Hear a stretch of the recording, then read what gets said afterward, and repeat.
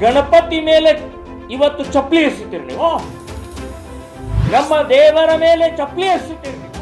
ಇದು ಚಲುವರಾಯ ಸ್ವಾಮಿ ಅವರದೇ ಕುಕೃತ್ಯ ಅಂತ ಅನ್ನುವಂಥದ್ದು ಹೇಳ್ತೀನಿ. ಚಲುವರಾಯ ಸ್ವಾಮಿ ಇದಕ್ಕೆ ಜವಾಬ್ದಾರಿ ಇದೆ. ಮತ್ತು ಪೂರ್ವಭಾವಿಯಾಗಿ ಸಭೆ, ಶಾಂತಿ ಸಭೆಯನ್ನ ಮಾಡಿ ಸಂಧಾನ ಮಾಡಬೇಕಾಗಿತ್ತು, ಅದು ಮಾಡಿ. ಮಂಡ್ಯ ಜಿಲ್ಲೆಯ ನಾಗಮಂಗಲದಲ್ಲಿ ನಡೆದಂಥ ಘಟನೆ ಅತ್ಯಂತ ಅಕ್ಷಮ್ಯ ಅಪರಾಧವಾದ್ದು. ಇದನ್ನು ಖಂಡಿಸ್ತಾ ಇದ್ದೀನಿ, ವಿರೋಧಿಸ್ತಾ ಇದ್ದೀನಿ. ರಾತ್ರಿ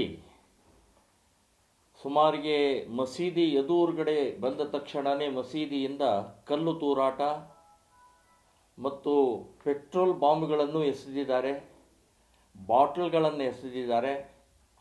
ಗಣಪತಿಯ ವಿಗ್ರಹಕ್ಕೂ ಕೂಡ ಧಕ್ಕೆ ಆಗಿದೆ ಅಂತನ್ನುವಂಥದ್ದು ಸುದ್ದಿ ಇದೆ. ಚಪ್ಪಲಿ ಎಸೆದಿದ್ದಾರೆ. ಸೊ ಇದು ಯಾವ ಮಾನಸಿಕತೆ ತೋರಿಸುತ್ತೆ ಅಂತನ್ನುವಂಥದ್ದು ಮುಸ್ಲಿಂ ಸಮಾಜ ಬಹಳ ಗಂಭೀರವಾಗಿ ಯೋಚನೆ ಮಾಡಬೇಕು. ನೀವು ಅಲ್ಲಾಹನ ಪೂಜೆ ಮಾಡ್ತೀರಿ, ಓಕೆ. ನಾವು ಯಾವುದೇ ಸಂದರ್ಭದಲ್ಲೂ ನಿಮ್ಮ ಹಬ್ಬದಲ್ಲಿ ಯಾವುದೇ ಗಲಾಟೆ ಮಾಡಿಲ್ಲ, ಎಲ್ಲೂ ಗಲಾಟೆ ಆಗಿಲ್ಲ, ಗಲಾಟೆ ಮಾಡೋದೂ ಇಲ್ಲ. ಆದರೆ ಇವತ್ತು ಗಣೇಶನ ಹಬ್ಬ ಇರಬಹುದು ಅಥವಾ ಹಿಂದೂಗಳ ಹಬ್ಬದಲ್ಲೇ ಗಲಾಟೆ ಆಗುವಂಥದ್ದು ಯಾಕೆ? ಮಸೀದಿ ಎದುರುಗಡೆ ಬಂದ ತಕ್ಷಣವೇ ವಾದ್ಯವನ್ನು ಬಾರಿಸಬಾರ್ದು ಅಂತನ್ನುವಂಥದ್ದು ಎಲ್ಲಿ ಕಾನೂನು ಎಲ್ಲಿದೆ? ಕುರಾನ್ದಲ್ಲಿ ಏನಾದರೂ ಬರೆದಿದೆಯಾ? ಸೊ ಸಂವಿಧಾನದಲ್ಲಿ ಏನಾದರೂ ಬರೆದಿದೆಯಾ? ರಸ್ತೆ ಮೇಲೆ ಹೋಗ್ತಾ ಇರುವಂಥ ಮೆರವಣಿಗೆ ಅದು, ಮಸೀದಿ ಮುಂದೆ ಅಲ್ಲ. ಇಡೀ ಊರು ತುಂಬೆಲ್ಲ ಮನೆ ಮುಂದೆ, ಅಂಗಡಿ ಮುಂದೆ, ದೇವಸ್ಥಾನ ಮುಂದೆ, ಎಲ್ಲ ಮುಂದೆ ಹೋಗುತ್ತಲ್ಲ, ವಾದ್ಯ ಸಹಿತ ಹೋಗುತ್ತಾ ಇರುವಂಥದ್ದು ತಡೆಯುವಂಥ ಪ್ರಕ್ರಿಯೆ ಎಲ್ಲೂ ಆಗಬಾರ್ದು. ಇದು ವಾದ್ಯದ ಸಂಬಂಧಪಟ್ಟಾಗ ನಡೆದಂಥ ಘಟನೆಯನ್ನು ನಾನು ಖಂಡಿಸ್ತಾ ಇದ್ದೀನಿ. ಹೋದ ವರ್ಷ ಇದೇ ಮಸೀದಿ ಎದುರುಗಡೆ ಗಲಾಟೆ ಆಗಿದೆ. ಸೊ ಜಿಲ್ಲಾ ಉಸ್ತುವಾರಿ ಮಂತ್ರಿ ಚಲುವರಾಯ ಸ್ವಾಮಿ ಅವರು ಬಹಳ ಗಂಭೀರವಾಗಿ ಯೋಚನೆ ಮಾಡಬೇಕಾಗಿತ್ತು. ಪೊಲೀಸ್ ಡಿಪಾರ್ಟ್ಮೆಂಟ್ SP ಅವರು ಯೋಚನೆ ಮಾಡಬೇಕಾಗಿತ್ತು.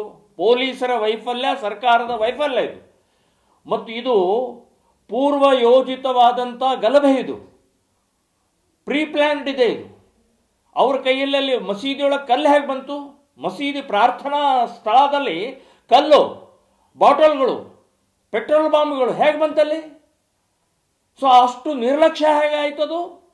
ಇದು ಚಲುವರಾಯ ಸ್ವಾಮಿ ಅವರದ್ದೇ ಕುಕೃತ್ಯ ಅಂತ ಅನ್ನುವಂಥದ್ದು ಹೇಳ್ತೀನಿ. ಚಲುವರಾಯ ಸ್ವಾಮಿ ಇದಕ್ಕೆ ಜವಾಬ್ದಾರಿ. ಇದು ನೀವು ಉಸ್ತುವಾರಿ ಮಂತ್ರಿ ಇದ್ದೀರಿ, ನೀವು ಅಲ್ಲಿಯ MLA ಇದ್ದೀರಿ. ಸೊ ನಿಮಗೆ ಅದು ಹೇಗೆ ಗೊತ್ತಾಗಲಿಲ್ಲ? ಹೋದ ಬಾರಿನೇ ಆಗಿದೆ ಗಲಾಟೆ. ಈ ಬಾರಿ ಎಚ್ಚರಿಕೆ ವಹಿಸಿ ಆ ಮಸೀದಿ ಎದುರುಗಡೆಗೆ ಸಾಕಷ್ಟು ರೀತಿಯ ಅಲ್ಲಿ ಬಂದೋಬಸ್ತ್ ಮಾಡಬೇಕಾಗಿತ್ತು.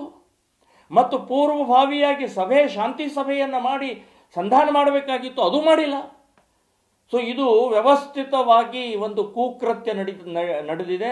ಇದನ್ನು ನಾನು ಖಂಡಿಸ್ತಾ ಇದ್ದೀನಿ, ವಿರೋಧಿಸ್ತಾ ಇದ್ದೀನಿ. ಅಷ್ಟೇ ಅಲ್ಲ, ಇವತ್ತು ಆ ಯಾರು ಘಟನೆಕಾರರಿದ್ದಾರೆ, ಯಾರು ಕಿಡಿಗೇಡಿ ಮುಸ್ಲಿಮರಿದ್ದಾರೆ, ಅವರನ್ನು ಸರಿಯಾಗಿ ಹದ್ದು ಬಸ್ನಲ್ಲಿ ಇಡಲಿಲ್ಲ.